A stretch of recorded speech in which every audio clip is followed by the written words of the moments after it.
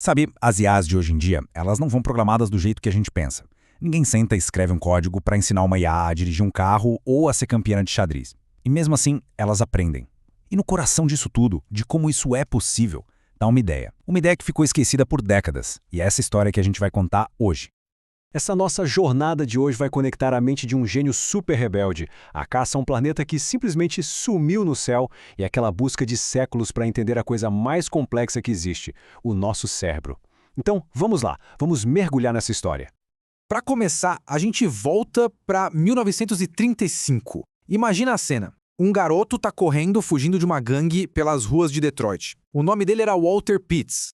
E essa era a grande pergunta que tirava o sono dos primeiros pesquisadores. Pensa bem, como é que um monte de células, sabe, os neurônios, que parecem tão simples, conseguem criar coisas tão complexas como pensamentos, lógica, consciência? A história desse garoto, do Pitts, parece coisa de filme, sério. Com 12 anos, 12, ele não só leu um dos livros de matemática mais difíceis já escritos, como achou erros no livro. 3 anos depois, ele fugiu de casa de vez.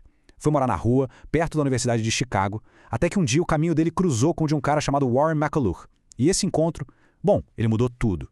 Juntos, o McCulloch e o Pitts criaram uma coisa revolucionária. Eles pegaram toda a complexidade de um neurônio de verdade e simplificaram tudo num modelo lógico, super elegante. E a grande sacada é essa. O neurônio artificial deles não era para ser uma cópia exata, era uma abstração. Ele pegava a essência do que um neurônio faz, que é disparar um sinal, e traduzia isso para uma matemática bem simples.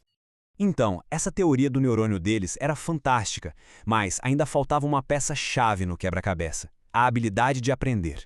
Agora a gente vai pular uma década no tempo para ver como essa peça finalmente se encaixou.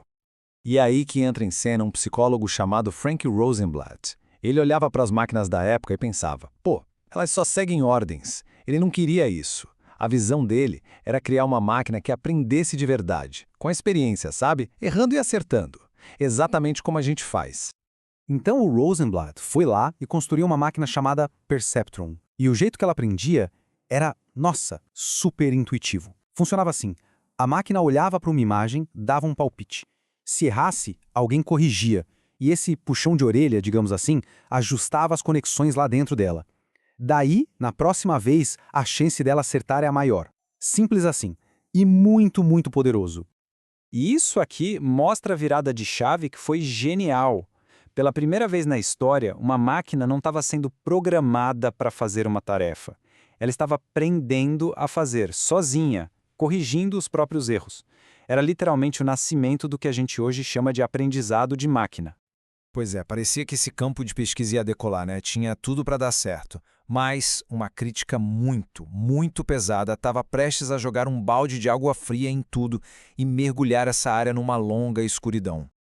O grande problema é a escala. Um neurônio artificial sozinho, o Perceptron, só conseguia resolver coisinhas simples. Para resolver problemas de verdade, tipo reconhecer um rosto ou entender uma voz, precisava conectar vários deles, em camadas. Só que o método de aprendizado do Rosenblatt, aquele de erro e acerto, simplesmente não funcionava para essas redes mais complexas.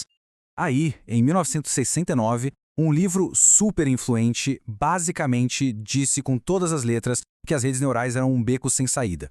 E como isso veio de um cara muito respeitado na área, o impacto foi devastador. A grana para a pesquisa sumiu, os projetos foram abandonados, foi o começo do que a gente conhece hoje como o primeiro inverno da IA.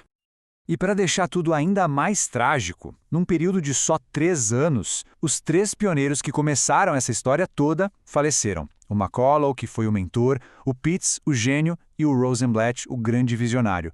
Parecia que a chama daquela ideia brilhante tinha se apagado de vez.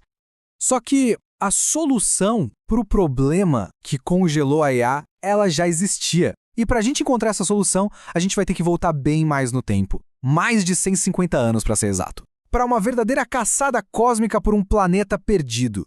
Estamos em 1801. Um astrônomo descobre um novo planeta, que ele batiza de Ceres. Ele consegue observar o planeta por 42 dias, até que ele some atrás do Sol. Quando o planeta deveria aparecer de novo do outro lado, nada. Ninguém conseguia achar. Ele estava simplesmente perdido no espaço. Essa batata quente caiu no colo de um jovem matemático que ninguém conhecia direito na época, Carl Friedrich Gauss. Ele só tinha umas poucas observações para trabalhar e todas elas com pequenos erros de medição. A tarefa parecia impossível. Como é que se acha a rota exata de um planeta com base em dados tão bagunçados? E aqui está o pulo do gato, a genialidade do Gauss. Em vez de tentar achar a resposta certa de cara, ele pensou diferente. Ele criou um jeito de medir o quão errado ele estava. Para cada órbita que ele tentava, ele calculava uma pontuação de erro. A melhor órbita, claro, seria aquela com a menor pontuação de erro possível. O Gauss imaginou isso como se fosse uma paisagem, com montanhas e vales. O ponto mais baixo nesse mapa do erro era a resposta certa. E para achar esse ponto mais baixo, ele usou uma ferramenta matemática chamada gradiente. Pensa no gradiente como uma bússola que sempre aponta para a subida mais íngreme, para o topo da montanha. Então, para descer e chegar no vale, era só andar na direção oposta. Um passo de cada vez, sempre para baixo, cada vez mais perto da resposta. E é nesse ponto que a história dá um giro de 180 graus e tudo se conecta. A solução para um problema de astronomia lá do século XIX tinha o tempo todo a chave para destravar a inteligência artificial do século XX.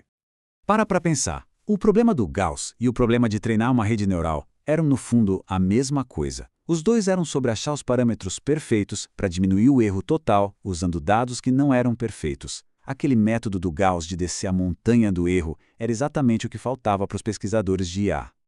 Quando essa ideia foi redescoberta lá nos anos 80, ela ganhou um nome novo: retropropagação, ou backpropagation em inglês.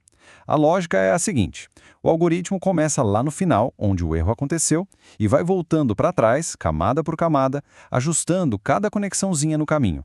Tudo isso para que o erro total diminua. Era a peça final do quebra-cabeça. Hoje, absolutamente toda a IA moderna, desde as que reconhecem imagens até esses modelos de linguagem gigantescos, é construída em cima dessa base. É a ideia de um gênio que fugiu de casa, a máquina de um psicólogo sonhador e a matemática de um astrônomo do século XIX. Isso só prova que as ideias que mudam o mundo muitas vezes vêm de lugares que a gente menos espera e são defendidas por quem tem coragem de ser rebelde. E tudo isso nos deixa com uma pergunta no final. Quais são as ideias que hoje a gente acha estranhas ou que parecem um beco sem saída, mas que estão aí, sendo desenvolvidas em silêncio por alguém? Que pistas a gente está deixando passar, talvez escondidas em outras áreas do conhecimento, só esperando a hora de serem redescobertas para construir o futuro?